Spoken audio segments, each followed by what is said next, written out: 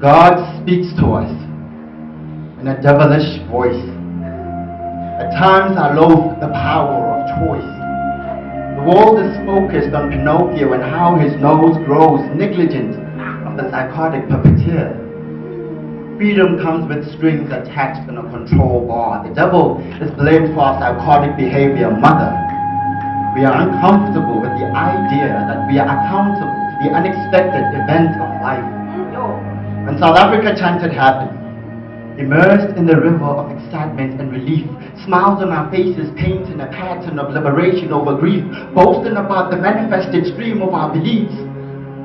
Rwanda was drowning in a mass occurrence of abhorrence and slaughter. Buntu was growing a screw loose, fused past dues of Tutsis rulings with fumes and their need to dominate, resulting in a napalm explosion of arming little kids with machetes to butcher the future of a diverse ethnicity. Mother, why should the worst kind of evil be the foundation of bravery? A machete lacks the empathy needed to fathom the delicacy of skin. Neither is it wise enough to pucker its lips, lean over and usher a kiss. Over 1 million African lives were lost within 100 days. Genocide was in stealth mode, though parked on our leaders' town streets were paved by decomposing flesh skeletons, finding closets between pavement cracks, and it's nothing to be gay about. We are constantly arming ourselves with the power to take life. This has surfaced more times than we'd like to envisage. Mother, we are perpetrators of our own extinction. The puppeteer is pulling on more strings, wood logs that haven't transformed into boys yet. How do we hope to grow into men?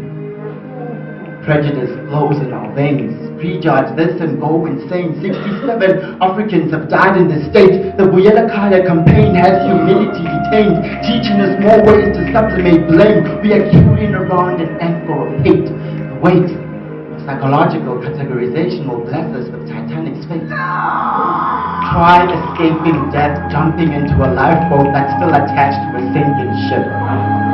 Correct me if I am wrong. In the beginning there was the Word.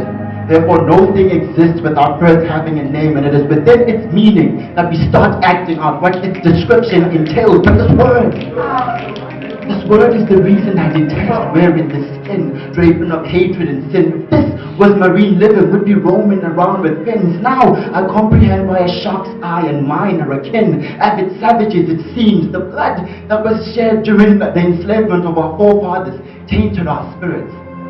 But instead of uniting, we heeded on Moses when he parted the Red Sea.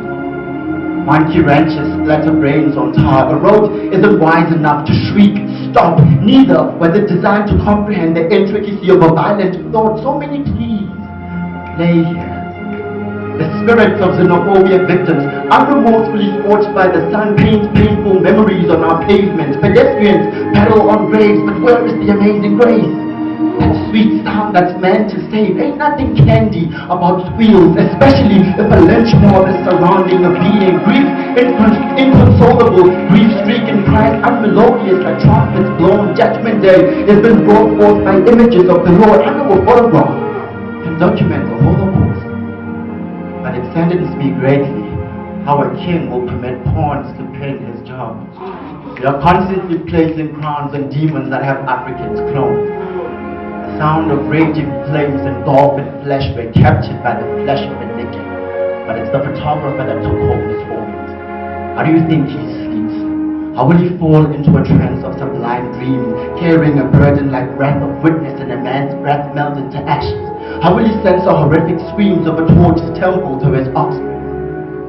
Son, the day I took the greatest picture to change the world of perspective was the day the threat my soul hangs on snapped from my spirit and plummeted into the abyss of nothingness.